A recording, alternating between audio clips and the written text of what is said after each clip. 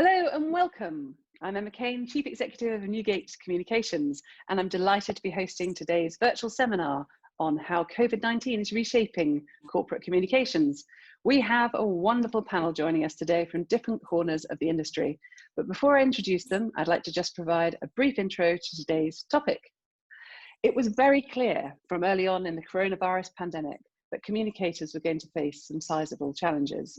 Many of these aren't particular to our profession, of course, but there have also been many challenges which are specific to professional communicators.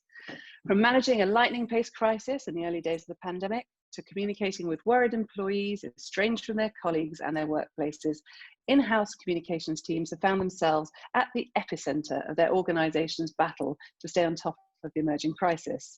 Together with VMAGROUP, in May, we set out to find out the experiences of in-house communications professionals through the crisis, how they've adapted and what they've learned from it. The report we've published today examines findings and how we're going to cover some of these in today's session. A huge thank you to VMAGROUP and to everyone who contributed to the report, many of whom I know are tuned in today.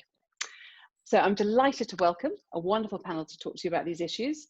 Wright, CBE. Ian is the Chief Executive of the Food and Drink Federation, the voice of UK food and drink manufacturing, and was formerly Corporate Relations Director and Communications Director at Diageo. Helen Dunne is the owner and editor of CorpComms magazine, the only publication targeted at the in-house comms professional, and Helen is a former financial journalist with more than 30 years experience, including 10 years at the Daily Telegraph. Russell Craig is the Director of Communications at AO, the online-only retailer listed on the FTSE 250 index, and Russell's career in comms has also included spells at Asda, Manchester Airports Group, and Centrica. And Julie Mazzei is Principal Consultant at VMAGROUP, and Julie is a former communications professional and journalist who now specialises in recruiting for the communications industry. So before we kick off the discussion, Dan Clay, the Managing Partner of Newgate Research, is going to start by giving us a brief overview of some of the key findings. As mentioned, in May we undertook a survey of in-house communications professionals to understand their experience of managing communications during COVID-19 and some of the lessons learned. So there were respondents from 84 different companies that responded to our survey. And what I'm going to do now is take you through some of the headline findings really from that to help frame this discussion. The full report is now available though, and if you have any questions about it, then obviously please feel free to get in touch. So what do communicators find most challenging about responding to or managing communications during the pandemic? So the top one, as you can see here, is managing the overall comms strategy, which was named as challenging by 9 out of 10 respondents, followed closely by internal communications, named by 8 out of 10. Crisis comms and issues management proved a challenge really for 3/4 of companies, while around 6 in 10 highlighted the challenge in terms of engaging senior management and a similar proportion in terms of handling their social media channels. What this table shows is that for each stakeholder category, whether respondents were putting more or less focus on them in their communications compared to pre-crisis levels. So everything in the 2 darkest shades of orange that you can see on the screen shows an increased level of focus, and everything in white or grey shows a decreased level of focus. So the overall pattern here is kind of relatively clear. Every single audience category named, from employees to customers, the media, regulators, investors, was all given a net level of increase in focus compared to pre-pandemic, which suggests that the overall volume of communications that businesses were putting out increased by a substantial amount during the crisis. So some very busy people out there. What was particularly clear, though, that there are some audiences, some key audience categories that comms professionals were forced to adapt in terms of the level of response and the focus of work in a very short space of time. So overwhelmingly, comms professionals had to divert their attention to internal communications much more than usual as businesses dealt with the challenges posed by employee sickness, concerns over safety, job security, financial welfare, new ways of working, etc., etc. Almost 9 out of 10 respondents increased their focus on employees, and most of these increased their focus significantly. In terms of skills in demand, the top 5 areas where respondents say the pandemic has highlighted the need to increase the capabilities of their team are as follows. Internal communications, as we saw before, that's the top one. So communicating with staff has been a huge focus for many companies during the pandemic. So it's no surprise really here that businesses felt the need to upskill in this particular area. This was closely followed by 2 others. So digital communications, again, seems pretty logical. So everyone's been forced to transition into online, face-to-face meetings online via platforms like Zoom, and webinars and digital content's been more important now than ever before, really, I think. The overall strategic capability is an interesting one. So I think often comms departments have people with very specialist skills. It seems that quite a few comms teams have felt that they were lacking in the ability to perhaps to see the overall bigger picture and pull together a overarching strategy in responding to kind of COVID-19. And similarly, crisis and issues management and customer insight were also areas that were identified as needing potentially increased emphasis going forward. The final area that I wanted to touch on here was around whether respondents believed that as a result of COVID-19, businesses would respond to the end of the crisis by embracing more of a conscious capitalism, so behaving in more of an ethical way, or whether it would make little difference, they would revert back to business as usual. As you can see here, the optimists very much won out. Just over half of respondents thought that businesses would embrace more of a conscious capitalism, compared to 29% who thought that it would be business as usual, and the remainder sitting on the fence, really. So that's just a kind of a brief overview of some of the key findings. I'm sure panelists will have some interesting views on these areas and plenty more besides. So over to you again, Emma. Thank you very much, Dan. I'd like to focus mainly on the sort of lasting impacts that we've seen as a result of the pandemic. But because it started off with such intensity, and obviously we had no knowledge of how long this sort of crisis was going to last, it would be useful really if I can start, please, by asking you, Russell, how you handled it and what your experience was in the early days of the crisis. I think we were very lucky in some respects in that the businesses, AO as a business is very flexible. It moves very quickly. All our systems are our own, and we have a very good business continuity team and model, inevitably for an e-commerce retailer. So we were able to go quickly, and from a comms point of view, we broke it down fairly. We said we're going to treat this in a very simple way. So we're going to simplify as much of our communication as possible, whether that's internally or externally. And we're going to put more emphasis on our people and on our customers than we are on, frankly, the media or political stakeholders. So we identified our audiences priority-wise early on, and we had a very clear model of inputs into that into our model and what the outputs were. The challenges for us, I only joined AO in September 2018, and it was relatively immature from a comms point of view. So my job was really about setting up an in-house comms function that covered internal and external. So a lot of our systems were surprisingly immature for an organisation that's been around for 20 years. And a lot of the things that we planned to do, things like two-way digital social communication platforms for internal, didn't exist. We only had one way, a very, very basic intranet, emails, and in-person kind of town hall briefings. So what COVID did was very, very quickly move us into a more digital world.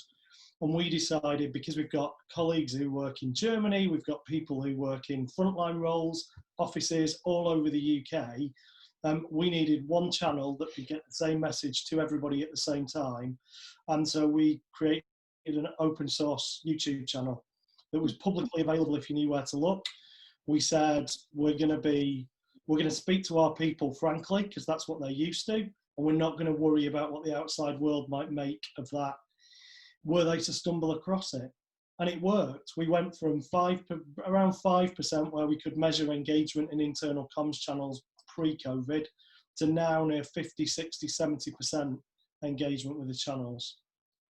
That's phenomenal. And I mean, obviously, the speed at which it took effect, how did you find time, or how did you work on the overall strategy and stepping back from all those tactics and implementing everything across all those different channels? How did you tackle that particular challenge? Probably early March, we could see that something was going to happen. I mean, it was, you know, that's hardly insightful. It was obvious to everybody. And what we did was go through our plan for the year, having just got ready for the new financial year in April. And we said, we're actually going to suspend the vast majority of activity so that the team, which is 12 people, including me, could focus entirely on what we needed to do for COVID. Actually, that was quite useful because as the more the pandemic hit the UK, the less the media were interested in, say, for example, deals on washing machines. So we, you know, suspending consumer PR was a relatively straightforward and natural decision, because why try to fight for space where there's just no demand for it? And actually that freed up people to be able to concentrate on doing what we needed to do. We also said we need to manage messages really, really carefully and be very, very consistent, whether we're talking to customers or employees or the media. And so we took control of all messaging COVID related across own channels that would normally sit somewhere else in the organisation. So we ended up absorbing an awful lot more work, but because we had a simple model of input, output, we were able to do that really effectively. Brilliant. I mean, Julie, actually, that raises a point, I think, about the internal comms was a massive challenge for a lot of comms teams during the crisis, and still is in many ways, with staff on furlough and working remotely. You recruit lots of internal comms specialists as well as external comms and marcoms professionals. From your discussions with internal comms contacts, what do you think were the main challenges they faced during the pandemic, and how did they adapt? Yeah, funnily enough, it does echo a lot of what Russell's already said, but, you know, it was that real focus on the employees and the customers, and, you know, the media and the externals can wait a bit. So the biggest challenge for any function, comms included, was the sheer volume of what they had to get through. And that often what was happening in the morning and what the directive was then was completely different by the end of the day when there was a new government briefing and all of that. So it was the flow of work, the adapting. And what we saw was that switch. So external comms, media relations people were helping to man the pump and go, right, okay, what do we need to do? We'll help draft the messages rather than trying to do our thing. Everyone just focused on the internal comms to start with. And then it sort of moved into employee well-being became very important in the discussions I've had. Yeah, I mean, actually, it's interesting. I really felt that the internal comms specialists became a bit like key workers became the sort of new superstars over celebrities and so on. I really felt that internal comms specialists became the real superstars during this, with the huge weight they had on them. Ian, I don't know whether just in terms of looking at how the challenge of successfully influencing senior management on key decisions that had implications for communications. I mean, you've operated as a top comms person in Diageo and subsequently as a chief executive. From your experience, why do you think comms people sometimes struggle to be heard by senior management? And how do you overcome this, or how did you when you were in a comms role?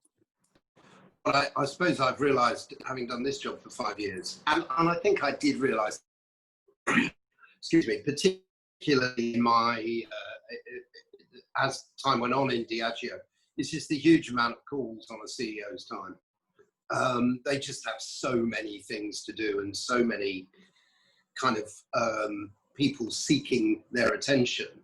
And it's often quite difficult to know which one is, they're all urgent, which one's important. I think in a crisis, it's a pretty rubbish CEO who doesn't look to their communications and corporate affairs advisors pretty high up the list. If I think of the only parallel experience I've had, and it isn't really close, but the one that's closest to this was the 2008 crash. And during that 6 or 7 months after the summer of 2008, as the world, the financial world, collapsed around us, I remember that we all relied on his confidence that he knew how to get us through the crisis. And we would then explain what it was he wanted us to do. So he would tell us what it was we were going to do, and we'd explain it to the organisation. And so we were probably the first port of call for him. And I certainly think it's probably a bit of an exaggeration, but not much, to say that during that period, me and the HR director were effectively the most important operational people in the business. And I think that is true, as what's just been said about the role of internal or employee communications in the last few months has been critical. The only thing I would add to that is that I think also it's been very important to talk to your consumers or your shoppers if you're in a front-facing consumer goods industry like we are, because retaining the confidence of the shopper through, particularly in food, and in the early days, it's so easy to forget this, but in the early days, nobody knew how this was transmitted. So there was a lot of concern about what happens if I pick up this package? What do I do about this? And maintaining confidence that food would continue to arrive and it was completely safe was pretty critical. So in that regard, I think the consumer PR around the food safety element and the confidence in supply was pretty important. But I completely agree with what's been said about the role of employee communications. And I think most CEOs who are in tune with the level of the crisis will have understood that. My one last observation is that quite often, in the early days of this, even very, very senior people who I was talking to would say, I think we're overdoing this. And, you know, in those weeks around the 23rd of March, and, you know, even, I think, you know, it wasn't a given that this was the crisis to end all crises at that point. And it's only really its longevity and the sheer horror of the number of deaths and infections, not just in the UK, but globally, which has really brought that home. But, you know, I don't think we should be critical of those who doubted its importance or its level of importance, but it wasn't universally recognised at the start. Mm. Yeah, thank you. I mean, actually, that whole point about leadership, Russell, I think you mentioned about the YouTube channel and so on, but with 3,000 staff, I believe you have, operating in different countries and different working practices and so on, that reassurance that people needed and the information and so on, is there any more you might like to share just about how you went about, you know, your team went about demonstrating that leadership that I think people craved? I think Ian's just talked about it. A good CEO will engage with the comm team, and John Roberts, who's the founder and chief exec of AO,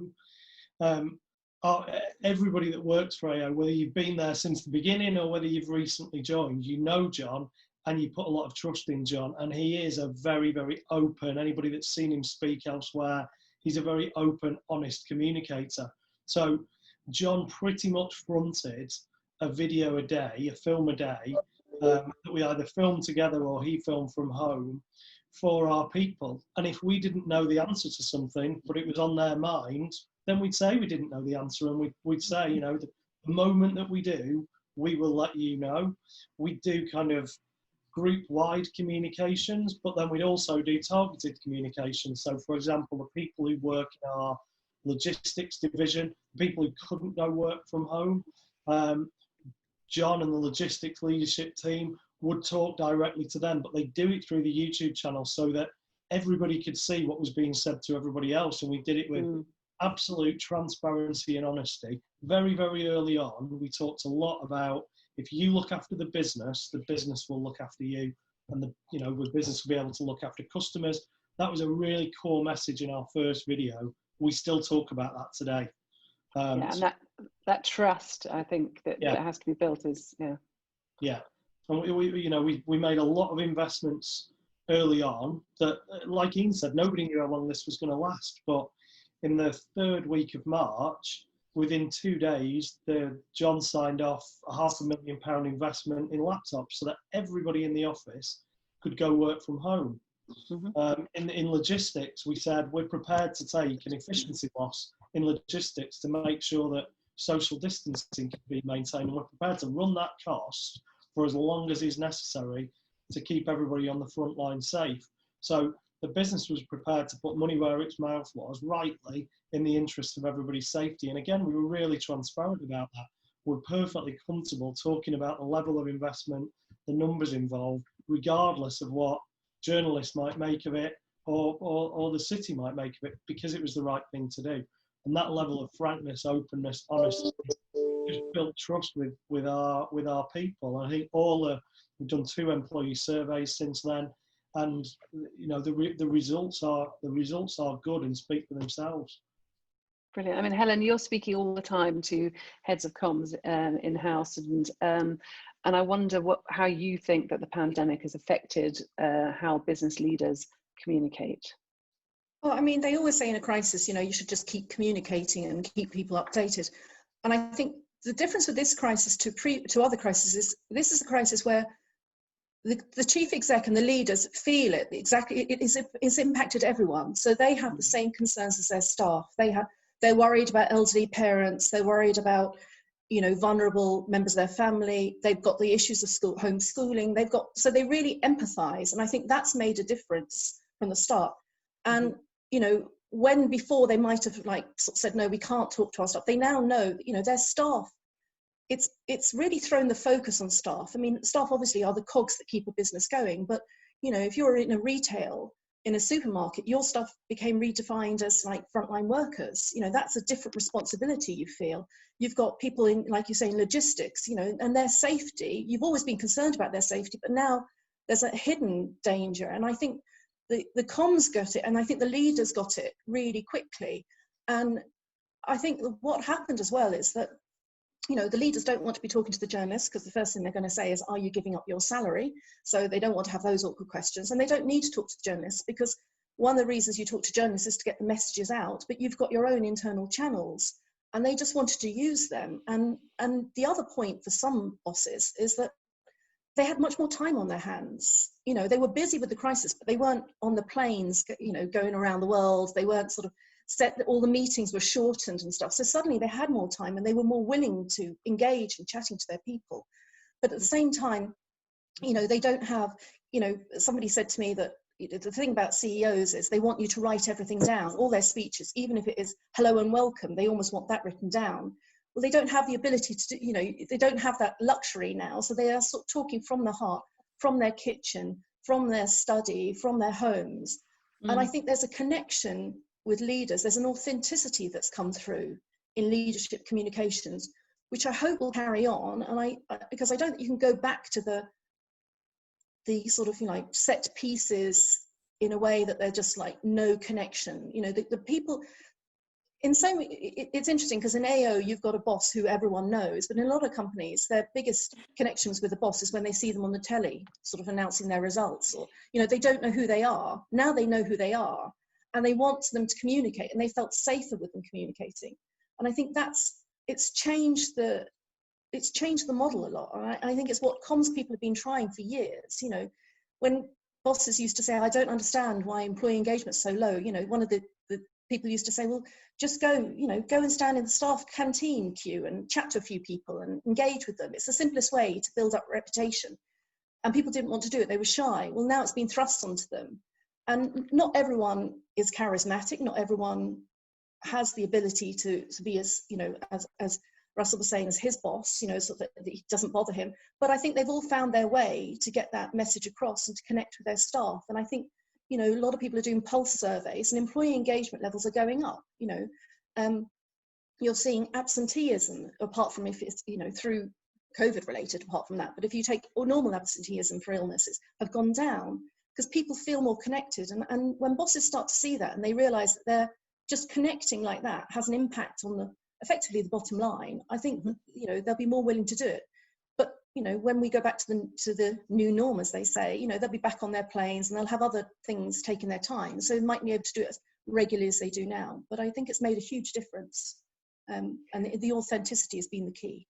Absolutely. I mean, it was interesting from the survey that the majority of our respondents, I think, seemed pretty confident that they had the skills they needed to get through the pandemic in terms of the communication side. But I wonder, Julie, whether you were actually behind the scenes getting 20 calls a day from people saying, yikes, we really need someone who's an interim specialist or sort of some freelance support to help us through this. Well, yeah, and interestingly we did, but then it didn't really actually go down that route, because I think there just wasn't the time. There was the quick need of response. So what we found is people that we already had in contract, or already on contracting with the clients, they all got extended and asked for more from them, or they went to their PR agencies or their internal comms agencies where they had the relationship and the understanding of the business already. Early days, we got a few calls going, oh my God, I need some people. Can you just brief me and just send them over? And then they'd be like, it just fell down, because when you're in that cycle, it's really hard to take a minute to recruit, to get somebody up to speed while you're going through it. So it was that transition of your external comms people to help, you know, deal with the volume. And then I think the recruitment freezes hit. And then it was after that, when there was the new norm, as we will have to call it, that's when the sort of recruitment piece started to pick up again. But yeah, the initial response was, yeah, we need people, but actually we don't have time to get people. But do you think now that, I mean, the crisis by no means over, but do you think there are particular skill sets now that are becoming more and more sort of in demand, and that now that people are looking, say, to their business plans for 2021 onwards, that they're going to be really thinking, actually, we really need to invest in these particular skills? Yeah, it will have pointed out weaknesses in any strategic comms function, I'm sure, and where they didn't have some of the expertise they needed. But ultimately, it hasn't changed too much, because what clients ask for is normally too much. So, you know, they want you to be a strategic advisor. They want you to be able to influence and challenge and move things through a business. But can you equally roll up your sleeves and be the tactical deliverer as well? So those are the things. They want them to be commercially savvy. They want them to be able to push things through a business and advise. But they also want them to be able to have the digital know-how to whack it up on the internet. So is that, yeah, I think the strategic side, probably more than before, is a need, because they need someone to advise them how to do this when they're stuck in the headlights. But yeah. Yeah, and I mean, Helen, do you think this was finally the moment that the penny dropped and people sort of realised that the value of good internal comms? I mean, there's been talk about a lot of things being accelerated in terms of the way we do things. Do you think this was the moment? I think the penny had been dropping. You know, I think, you know, the arrival of social media, sort of in intranets and different platforms within companies, meant that it was no longer a top-down approach to communication, internal communication. So there was more of a two-way street. But I think this is, yeah, I mean, I think companies who had sort of a 5-year plan to invest in more platforms have accelerated that and done, you know, sort of IT is your friend. You know, IT is no longer fighting back. And, you know, they are, it is that sort of, you can see what internal comms people, you can get there's a lot of pulse surveys I hear going out, you know, every week a pulse survey. How are you feeling? So comms, the internal comms is able to react and sort of stop not stop, but sort of, you know, get involved before a problem might start arising, because they can see it on the pulse survey. And, you know, you've got, you know, international sort of, they've realized the value of like what you're learning, what's worked internationally, then you can bring it as sort of, you know, as the pandemic sort of gone across the world, you've learned what's worked over there and how it's worked here, you know, what might work here. And I think that it's all been about your people. This is the whole thing. It's all been about your people. You know, if your people are at home and they're not working because they've been furloughed, you know, it doesn't matter. Your suppliers, there's no point talking to them really at the moment. So you have to talk to your people. And I think that they've realized that I think you realize that internal comms has become of age is because HR is trying to do a land grab now. I keep hearing of in different companies, HR is trying to get it back, because you know, they now see the value that the two-way connection, what it can do, what it can inform your decision making, it can inform how you structure responses to things. And you know, I think it's a different world now, and it's whether we go back to the old world. Yeah. I mean, Julie, you mentioned actually in terms of in the report, which I thought was really interesting, the importance of comms professionals becoming more commercially minded. And I just wondered, in terms of the way that people go about influencing the board, do you think they need to speak the language of top management more to be able to influence, to be seen to be more commercial? Yeah, I think it. Go on, Jude. Go on. Oh, sorry. No, go on, Ian. You go. I've been. This is a drum I've been banging for the last 15 years. I don't think that colleagues are taken as seriously as they should be, and I think they have to be massively commercially literate. And you know, I think it's a difficulty, and it's not just. It's important to recognise that the communications professionals, corporate affairs professionals, are not the only people for whom this applies. It certainly applies to lawyers as well, and it can apply to a whole range of other specialists. You know, where you need a specialist skill as well as your operational skill. But complete familiarity with the commercial realities and operational realities of the business is kind of a precondition to be taken seriously. Mm-hmm. And why would anybody listen to anybody who didn't know about them? Yeah, absolutely. Julie, you've got something to add there? No, it is that same, you know, you can't go into a board meeting and just say, we need to do this because we think it's going to be a good idea. You have to be able to prove your case and explain why it's going to help this business to make more money, in a sense, or do a better thing. You know, and you know, I used to have we did a survey a couple of years ago, and one of the persons said, you know, my job used to be, I would be told we're going to come out with this product and I'd have to do the whole brand and marketing campaign. But now I'm being asked, should we even make this product? So you're being brought in to give your opinion on, is this commercially viable? Should we be making this? Not just, here it is, all done, go sell it. Yeah, and actually the flatter structure generally, in terms of the way people operate in teams, I think is something that's changing generally, wouldn't you say? Yeah. Well, yeah, because you're having a smaller team who has to do more. So yeah. Yeah. Looking at the sort of the area of how much businesses have behaved, in sort of those who've behaved poorly and been pilloried in social media, traditional media, things like those people who've you know, haven't looked after their suppliers and so on. I wonder whether we could just and those who've done it really well and have been praised. Ian, I think it's generally accepted that businesses have been moving in the direction of higher ethical standards. And looking after the interests of all their stakeholders, not just their investors. But I think the pandemic has supercharged this, and I just wondered whether you could just sort of share some thoughts on how people are looking at in terms of the financial recovery, looking at the short term versus the medium term and so on. Well, I'm a very slight skeptic about some of this. Not so much in terms of what has happened, because I do think individuals have behaved very ethically, and I also think that the businesses have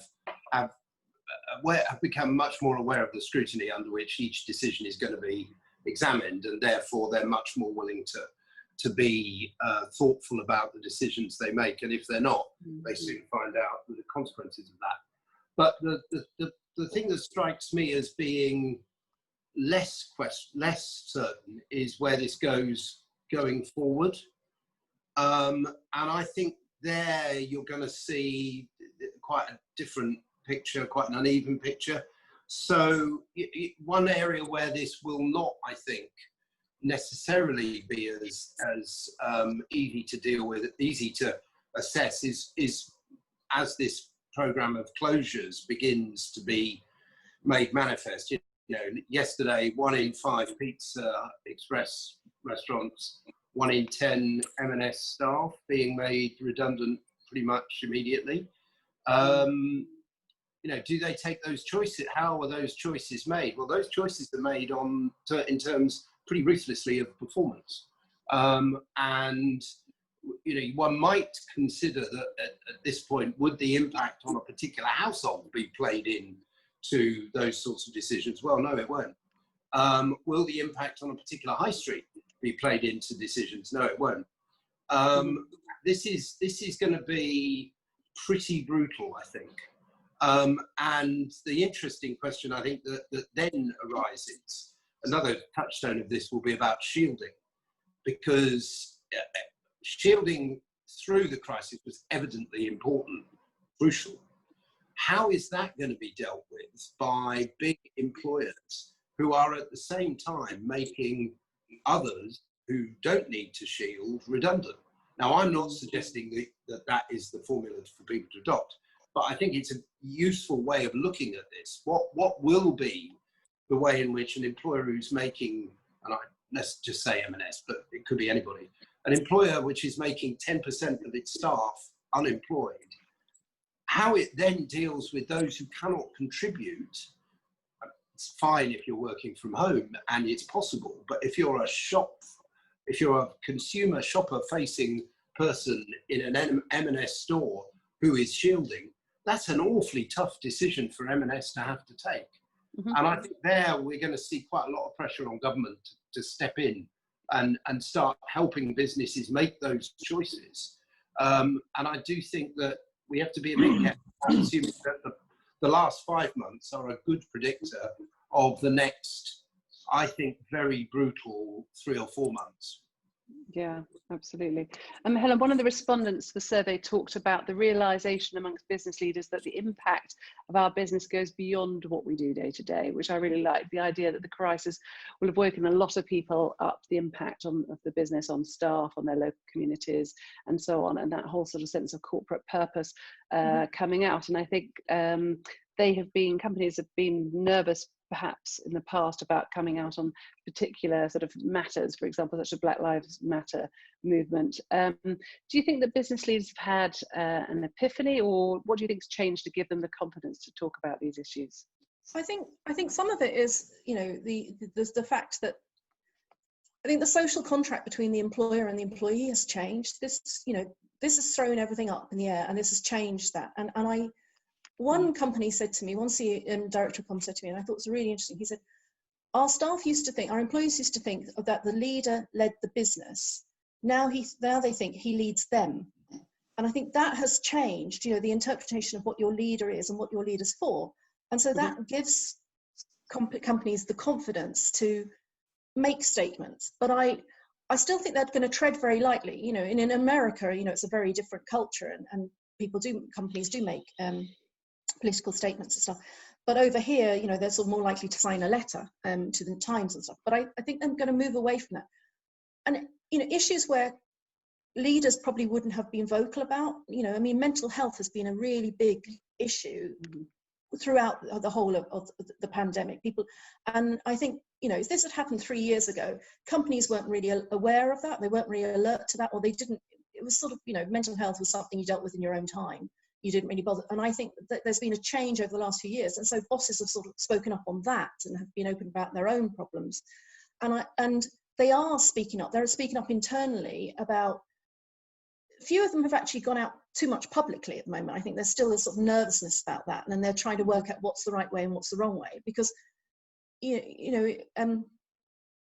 it was interesting sort of when Boris Johnson recently said, it's up to the bosses when, I'll leave it to the bosses when they bring their, they have the responsibility for bringing back their staff. They'll, I'll give them the responsibility. And because I think bosses think they've had the responsibility of this the whole way through. And so they are responsible also for reflecting what their people feel. And their people are angry about different issues. They are angry about injustices. And so they're sort of feeding into that. And I think we will see more and more bosses coming out publicly and speaking on issues where previously it would have been an internal matter, and they wouldn't really, they wouldn't really have been so vocal. I think this has given them not the power isn't the right word, but it has given them they feel it's an authority. Their staff have said, we want you to reflect what we're feeling. We want you to reflect to the outside. But if we can't say it, we want you to say it on our behalf. I think you've definitely seen that. You're definitely seeing, and I think it's to do with the social contract, as I say. I think it's just changed the whole perception of what a company is. And those companies who have a strong purpose before this, going into this corporate purpose, whether you think that, you know, that's a bit of a marketing guff or whatever, but I think companies who really do believe in their purpose and have really lived those values throughout are the ones who are going to come out and be more vocal on these issues, because they now they're bringing they're accelerating or supercharging their corporate purpose, because they've lived throughout this, they've lived their values. Yeah, I mentioned, Russ, that's a point in terms of a lot of organisations are communicating with a broader range of stakeholders through this. And do you think this is something that's going to continue, or do you think that sort of employees, suppliers and so on will slip down the priority list again? No, I think we've learned, well, certainly speaking from an AO point of view and a personal point of view, we've learned so much through this. We'll never go back. And Helen just then talked about purpose. You know, we talked quite openly about, we were very lucky, and the more I talk to friends as I step out the whole of COVID from the last few months and start to lift my head a little bit, speak to friends in other companies and do variety of roles, realise actually how lucky we were in AO, because we had a well-invested culture at the start, and all COVID did was make what was already strong stronger. And from a comms point of view, like I say, brought forward a number of things we were already going to do, just made them faster and made them better. And all of the things that we've learned, you know, one of the principles, talks about the YouTube channel, one of the principles we adopted early on is perfection is the enemy of good. We need to tell people something in a dead straightforward way, really fast. So before, where we'd have brought one of our multimedia film crews over to Bolton from Manchester and spent hours on a script, and we're just like, John, I'm going to point the phone at you, talk, and this is broadly what you need to cover. And he did, and within half an hour, the video's up, and people are getting the message. We'll never, ever go back. You know, and the multimedia team who make all our videos for the website, they're delighted because they don't have to bugger about with my stuff. They can get on with what they're really there to do, and I can just point my iPhone and shoot. And same for the whole of the comms team. So I think it's that point. What you had going in will have either made you better or it will have made you worse, but you'll have definitely learnt lessons. No, I was just going to say, what it's really about authenticity, though, isn't it? It's about being real. You know, with your, it's no longer the set pieces. It's no longer the corporate gobbledygook. It's actually telling it as it is, and you know, treating your staff as grown-ups, which, you know, they are. And that's something that we always did. You know, I remember coming from Asda, obviously owned by Walmart, very, very carefully curated, controlled, used to working in that environment, into an entrepreneurial e-commerce business, and standing in the town halls that John used to do, and sometimes wincing at some of the things that he said because he was so honest. I've stopped wincing through COVID. You know, we just need to say what we've got to say, accept it, suck it up, and we'll deal with the consequences. If it's the right thing to say to whoever that may be, our employees, the media, our suppliers at the time, then we'll come out and say it because that's the right thing to do. Be brave about it, and we'll deal with the consequences if there are any. And when you're looking through that lens of sort of talking about things that maybe have more ethical considerations and so on, how do you do it, and what's the decision-making process in terms of how you communicate externally and who you're going to talk to for everything? I think we've adopted a story-led approach to communication, so we don't necessarily think now internal and external. Actually, the model I always had in my head that we want to get to, I talk to the team about this a lot, is true blended communication. So instead of internal and external, you know, I've always said, you're a fool if you think the only information your staff get is through your internal comms channels. They read the media, they digest social media, they look at your website. So comms is comms. There's no internal and external. And actually, you know, if we've got something to say on any topic, we're pretty agnostic about the audience. We say it because it's the right thing to say to the audience that we want to talk to through all our channels. And the ethical point really goes back to the well-invested culture. AO was an ethical business long before it was fashionable to be an ethical business. And actually, you know, there's lots, we're already, you know, we're talking now about ESG and things like that. And actually, when you put the component parts together of all the things that we do, I won't bore you with the details now because we've only got till 12 o'clock. We do tons and tons of things that are now considered cutting edge ESG, been happening for years. It's just about the way that we package them and talk about them. I think it's a great story at AO, but call me a skeptic. I think there'll be other companies that aren't run in that manner who actually will go back to their old ways, will take advantage, because they will be looking at staff to them who just should be grateful they have a job, and we're going to do what we're going to do. So I think it's a wonderful story, but I don't think it's everybody's story. No, I totally agree, Julie. I think, you know, I think back to some of the places I've worked previously, whether that's, you know, Asda, Tesco, Centrica, and the places where I've got friends, you already see it happening. I think the more I hear from other people and the more I see what's happening in other organisations, the more I realise that we are in a pretty unique and very fortunate set of circumstances with the business that we're in.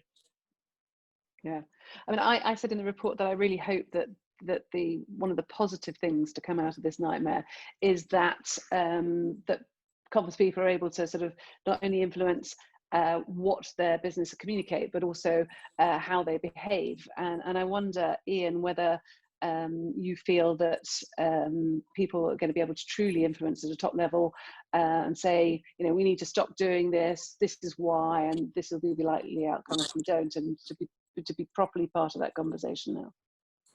Well, yes, I agree with that. I think that is essential, and I think that goes back a bit to your question to me earlier about how do communications and corporate affairs specialists get themselves taken seriously within the organisation.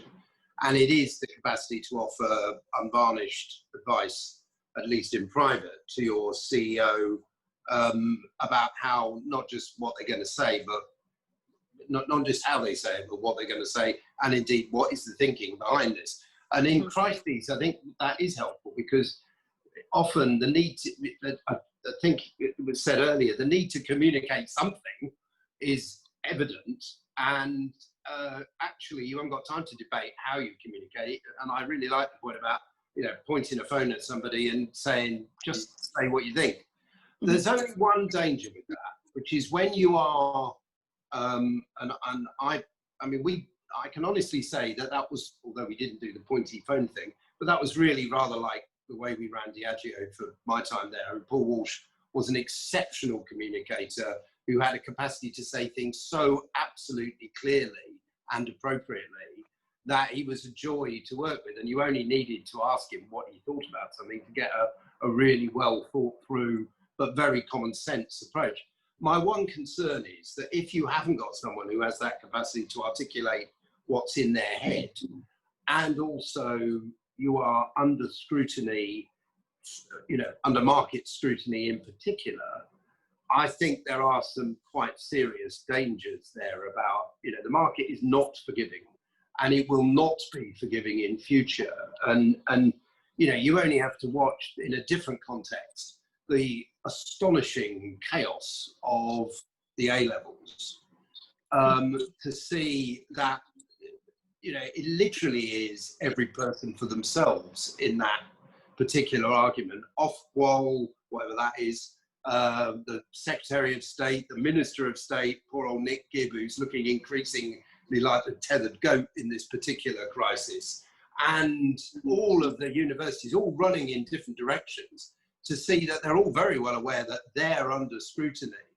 And I think that is quite a dangerous time. And the economic circumstances, I was going to say this earlier, I don't mean to be so downbeat, but I think we're at the high water mark of, or just past the high water mark of how this crisis has been, you know, terrible, but also good for certain things in business. I think that by Christmas, we're going to be so ravaged by economic conditions that we will be less sure that what we've gone through has in any way been positive or helpful. And I think the point about the crisis reveals the holes and the consistency in organisations is a really good one. The trouble is, the smallest hole is going to be revealed as a gaping chasm by what's going to come in the next 3 or 4 months. Mm-hmm. If I could just pick up on that point you made about the sort of communicators and the need for for people to be good communicators. Do you think that this is an opportunity for comms professionals now to step up and have that seat at the top table? I think any crisis is that opportunity. But they do have to have something to say, and they have to have a story. And I think the point about having the story and the narrative, whatever we call it, having a story to tell which is consistent and compelling, and to Helen's point, authentic, is really critical right now. And that's what I mean about the simplest whole being exposed. With going back to the off-qual thing, it was blindingly obvious that they got a choice. They either had to go with the teachers or go with the assessment.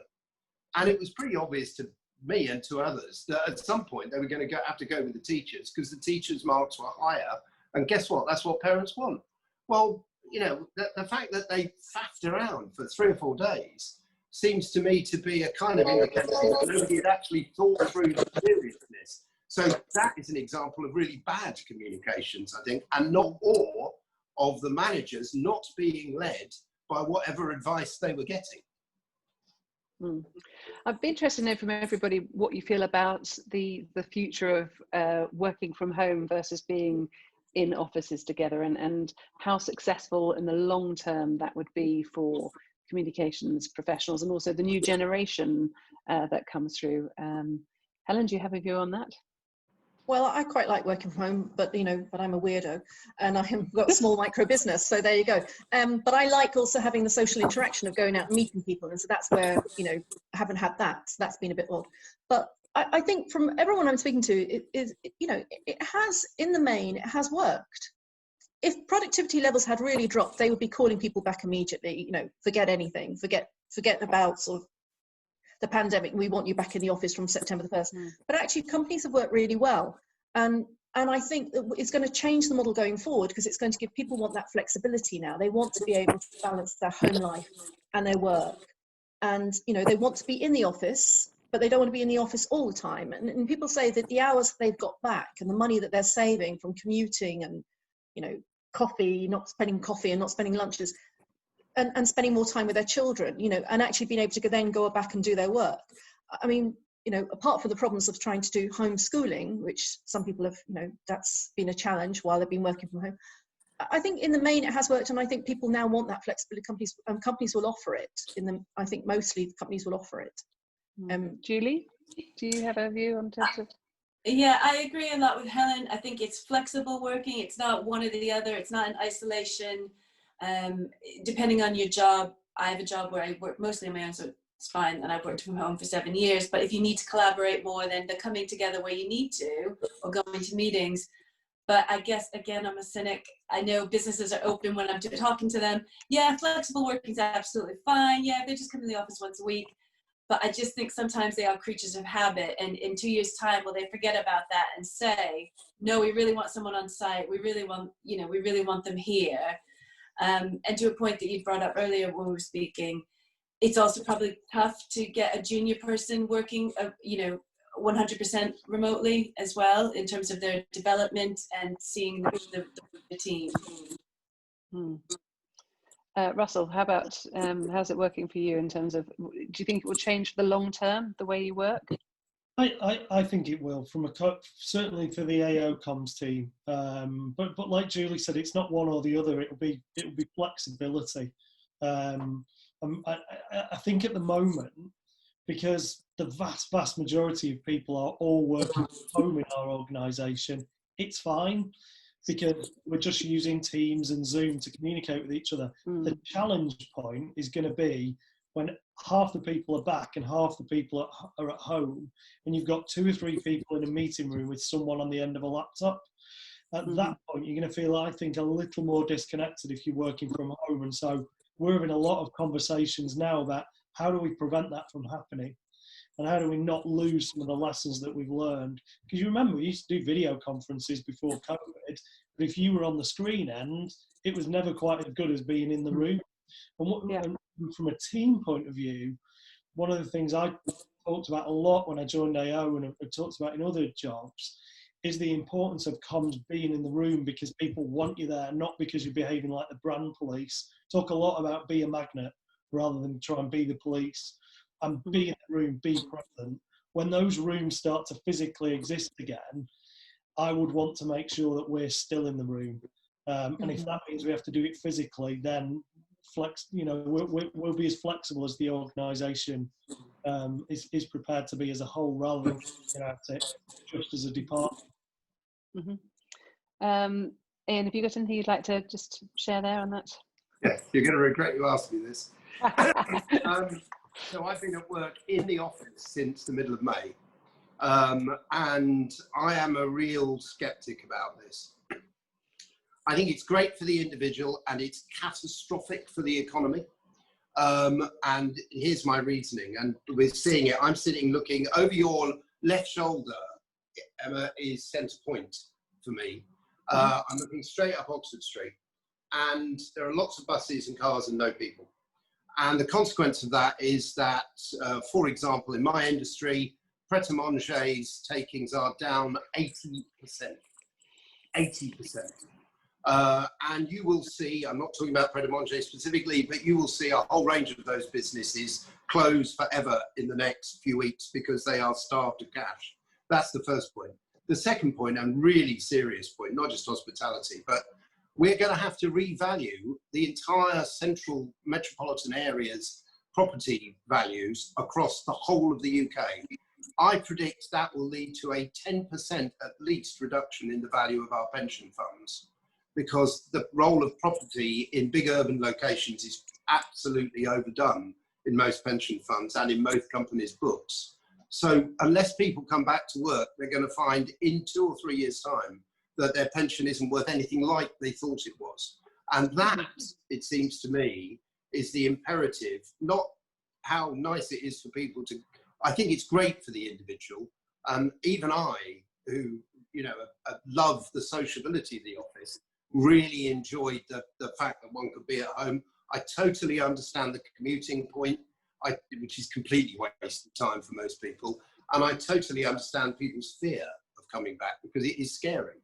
But we have to find a flexible way of dealing with this, or the economic consequences are going to far outweigh the productivity gains. Do you not think, though, that some local high streets will benefit from this? Because, there was somebody on Twitter last week was saying Godalming or something was busy. It was busier than they'd ever seen at lunchtime. That is certainly true. That is, sorry, I didn't mean to talk over you. That is certainly true. And it is partly Eat Out to Help Out, which has been an amazing success. But the problem is government's going to have to stop that at some point, like in about 2 weeks' time. And be very interesting to see how that helps. What we do know is that in almost every crisis from 9/11 onwards, when something bad has happened, people have gone local. They trust, whether it's right or not, and here's the logic that has people being very, very close to members of their families. Which is why most people get COVID at home, because they don't follow the social distancing there. And somehow they think it's okay, which of course it isn't. And similarly, they think local is okay, which of course it isn't. So I think there will be some benefits. But look at the stores that are closing. They're all neighbourhood stores. And, if M&S closes 10% of its stores, some of the Godalming high streets will be hit by that. And that's my concern. There aren't enough independents to take up the slack. But Ian, wouldn't you say that a lot of the stores that are looking at closures are ones that were in trouble already, so they weren't in a great position? Yeah, but the trouble is, the question is what kind of high street. So if you're in a primary high street, that's fine. A secondary one might be fine. But tertiary locations, I mean, in my little town, I live in the East Midlands, 6,000 people. There are literally apart from Boots, there is no national retailer on the high street anywhere in the town. There are supermarkets off the high street, but the actual high street has no other national retailers. And it's possible, and I think unlikely given that so many Boots senior executives live, that's why I live there, because I was a Boots senior executive at one point, that I don't think it's very likely that they will close that store because they all want to go to it. But I think that's a really serious challenge. If you haven't got an anchor M&S or an anchor WH Smith, which is also in big trouble, and all of those sorts of stores that are familiar to us, I think it's quite difficult to see how the high street regenerates unless it reinvents itself as something else, and that I buy. But you know, here's the straw in the wind. This morning, Amazon listed every single Morrison's product on its site, and you know, if supermarket and food shopping goes predominantly online, which could happen quite quickly if the capacity to deliver was there, then that's another blow to city centres, town centres, and metropolitan locations. I don't have the answer. I just think it's a big economic problem. Well, it sounds like we're all going to have a lot of work to do as communicators for some time yet. So that's all the time we have time for. I'd like to thank you all for the contributions you've made, to everybody for tuning in. The report is available on the Newgate Communications website, so if anyone would like to take a look there. And I think that just leaves me to say, I hope this has been useful, everyone. Thank you very much. And it looks like we've got to have a session on the what to do with the high street next. All right, everybody. Thank you so much.